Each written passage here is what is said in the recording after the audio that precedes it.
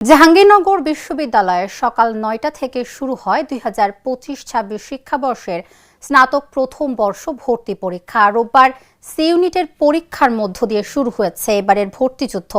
এবার ৭টি ইউনিটে মোট ১,৮৪২টি আসনের বিপরীতে আবেদন করেছেন ২,১৯,৩৯৯ জন শিক্ষার্থী। এতে গড়ে প্রতি আসনের জন্য লড়ছেন ১১৯ জন। সবচেয়ে বেশি প্রতিযোগিতা ছিল ডি ইউনিটে।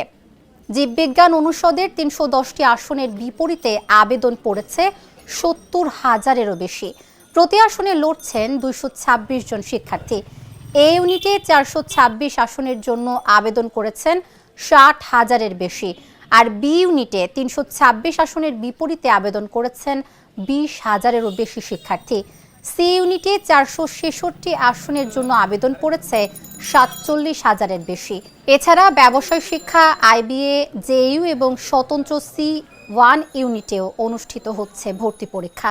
নিরাপত্তা নিশ্চিত করতে প্রক্টরের নেতৃত্বে ৪৪ সদস্যের কমিটি গঠন করা হয়েছে। মোতায়েন রয়েছে পুলিশ, আনসার, ট্রাফিক পুলিশ ও গোয়েন্দা সংস্থার সদস্যরা।